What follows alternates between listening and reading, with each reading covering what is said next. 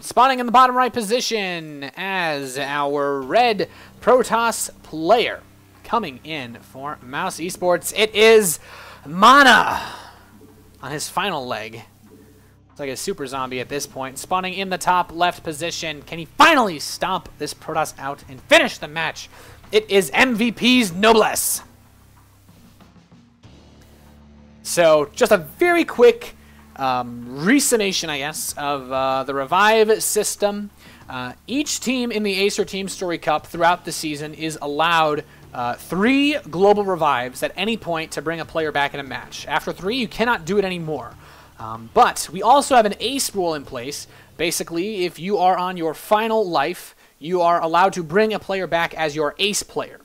In this instance, Mouz Esports, in the game before the ace match, has decided to use one of their 3 seasonal revives to bring MaNa back.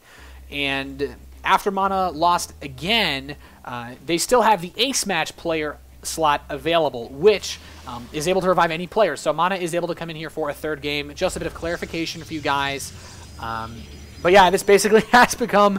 I can't even actually say best of 3 between these guys because MaNa's already down 2-0 against Noblesse. But got to see if he has anything special planned. Noblesse, he's going to go for that Rax gas once again here. Belshir Vestige, not the best Reaper map. There's only 2 very small crotch spots to jump up in this map to do scouting against MaNa. So it could be some kind of fast factory play. More likely than not going to be a Reaper, just because of the gas timing.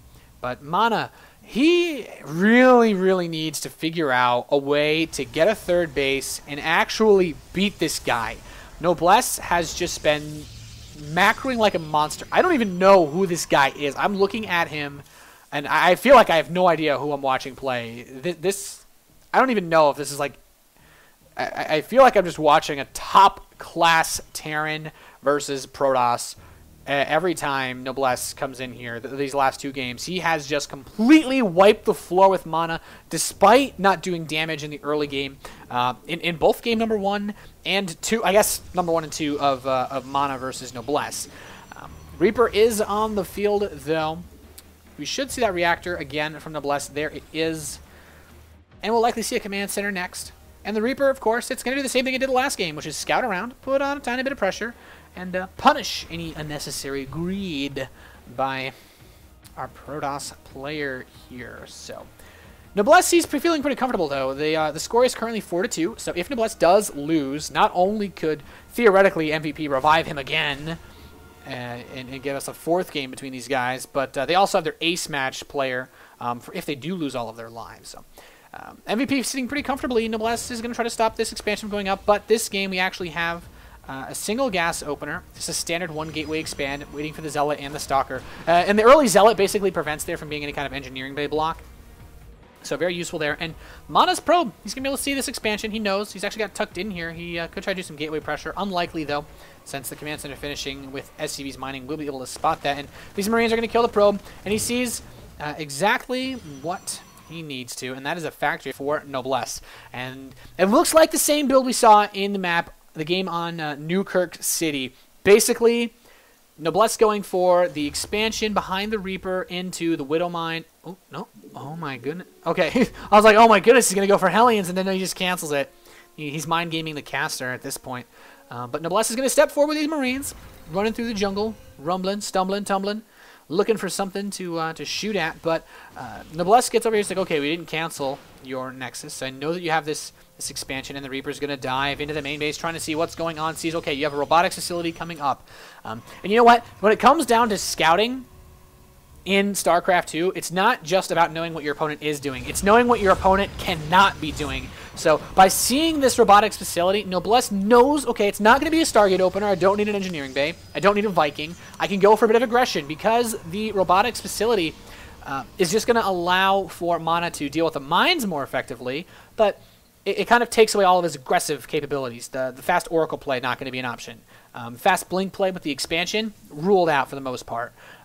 Medevac is now coming out, though, for Noblesse. He is continuing to produce these Widow Mines. He has a second one moving across the field, heading over towards that bush area. The Marines want to catch it, but That probe is, of course, a little bit too fast. He's going to try to move these rallied Marines to get it, which would actually be really, really nice to take out this this probe. Basically preventing it from getting map control or board awareness using any proxy pylons. And the probe is dead. And Observer's out, though, for MaNa. Oh, my God. If Noblesse kills this, well, I guess he has another Observer coming in.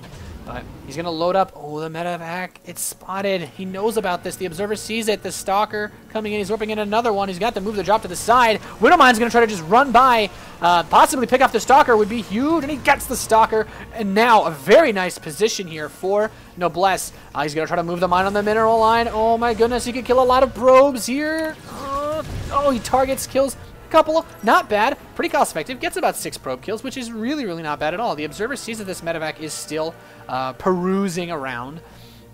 We do have an engineering bay coming in, as well as some additional barracks are done. He's going to move on, start his stim pack upgrade now, as well as combat shield most likely. And with the engineering bay, he can get a little bit more defenses, get his upgrades, and, well, really, Noblesse is just trying to find somewhere to run in here and deal some damage. MaNa, I gotta say, at this point, you gotta be a little bit shaken, trying to hold this off. He's doing a bit of drop. He has the mine with the Marines. He is trying to burrow the mine in time. Will he be able to get any brutal probe kills? Managed to pick off 2 probes. Not terrible. This mine, though, there is no evacuating this prisoner of war. This medevac's trying to get out of here. He probably could fly by these 2 sentries. Yeah, he's gonna zip through the middle. And MaNa, where's his Observer? This mine could do a lot of damage. He needs to get some detection over here. He did not take care of that mine earlier. Oh, the timer's going to run out. If he focuses down some probes, he can do a lot of damage. The timer, he has it. He's ready. He's targeting it. And, oh, nice number of kills on that mine. Now he's moved up to 16 probe kills this game. Very nice. 36 probes to 45 SCVs. Noblesse. This guy hasn't made, like, almost any mistakes in this entire match. It's ridiculous how good his control has been, his awareness, and he has the follow-up perfectly. He's got a 3rd command center going. He has the 5 racks going as well. He has the +1 attack, and his engineering bay and armory timing has been so crisp. MaNa really, really did not need that Widowmine shot. He is hurting pretty badly. 10 minutes, no Colossi out just yet. The robotics bay is about to complete. He won't have a Colossus until about 12 minutes or so. Depending on how much he chrono boosts. And with a 3rd command center about to complete, you know what? I think we're going to see a very similar situation to game number 2 here, or I guess overall game number 7 or 6. I lost the ability to count. Double medevac drop heading over towards the east side. Just Marines and Marauders, a pretty healthy number of them respectively. And Stim's going to be done by the time this drop hits. This is going to be so hard to hold. Barely anything here for MaNa. He will have access to double photon overcharge. He does have 200 energy on the Mothership Core. Twilight Council coming in. He's going for... Oh, this is just too greedy. I feel he's going to take a lot of damage from this push. The Twilight Council is about to complete. If he starts 2-2, he's pretty much dead in the water. This factory is being shoved aside. He's going in for an attack on the natural. He's stimming over to check for a 3rd. And this drop's going to come in at the same time from the other side. The Stalkers are out of position. He's going to be able to unload and stim. And once these Marauders stim, these Stalkers are going to be toast. The Marines and Marauders moving in to the natural expansion. The first Colossus is out, but is it going to be enough? This Photon Overcharge activated. He's going to take out the Photon Cannon. He could try to focus down probes, but it looks like he just wants to lift up, get out of there. These Marines are doing a lot of damage. If he kills this Colossus, that'd be huge. The Marines and Marauders setting forward. He's trying to target fire it down, and the Colossus barely going to survive. Great control there from MaNa, but he's losing more and more in his main base. Noblesse chewing away at this Nexus. You might actually think he can kill it. He's going to barely hold that off as well, but MaNa, he is already crippled. 12 minutes into this game. He has another Colossus coming out. Not losing that Colossus, though. Probably MaNa's best chance. He needs to get a very cost-effective engagement, and when behind Dark Shrine, MaNa is going to try and swing this game back with this. But with 3 orbital commands on the field, it is going to be a bit tricky for this late of Dark Templar play. He's basically going to need to partition off his DTs. There's actually no wall in the main base, so he could split them 1 for each command center to just thin those mineral lines out. But the problem is, MaNa's, he's not going to be able to get a 3rd base anytime soon in this game. Not even at 15 minutes, I don't think, just because of how much damage Noblesse has done. He's already going for the follow-up attack.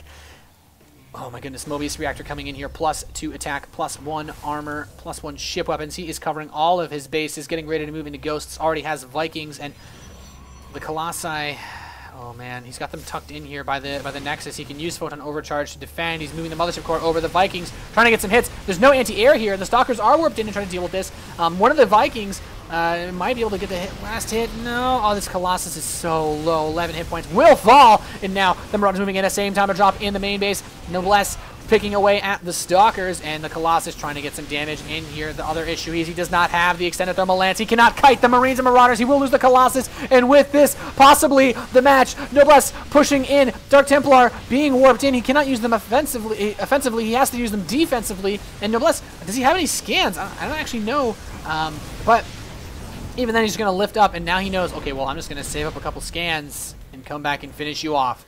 He has broken MaNa's legs completely. He has not just crippled him. He has permanently disabled MaNa's economy.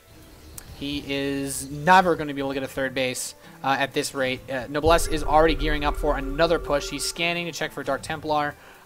He's got turrets at all of his bases now. And with the 4th command center complete, and he actually has 1 scan saved up on 2 of his orbitals, and he will also have this 3rd scan.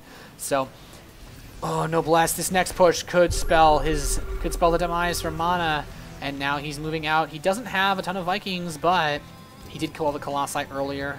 There's only a single lone Colossus. It does have range, admittedly, but Noblesse, he's been on top of his upgrades as well. So even though MaNa tried to get an advantage in this game by going for the double upgrades, Noblesse has mitigated the majority of this, throws on a scan, kills the DT. He wants to split this off as much as he can, but the problem is, even though MaNa is making him burn scans, it doesn't matter where he burns the scans because he can't actually afford to add extra DTs into his army composition. He's going to split some units off, go for a drop in the main base, and push the natural at the same time, steaming forward. This drop is going to be able to pick off a lot of probes, and MaNa is he going to be able to hold under this pressure. The Vikings getting good shots on this Colossi. There's still 2 of them, but there's the GG. MaNa realizes he can't do it, and this match will go to MVP. These guys have been wrecking face in the Acer TeamStory Cup. Wow. I had no idea that Noblesse was this good. I mean, you know, Korean Terran players are just, almost all of them are just known for just the multitasking and macro required to play Terran at a high level. And Noblesse just, none of those games even looked remotely close. Damn. Great win for MVP. I genuinely did not see that coming. I would not have said that Noblesse would have killed MaNa 3 times in a row to end the match. But, well, that was really nice, guys. Next Acer TeamStory Cup match is going to be on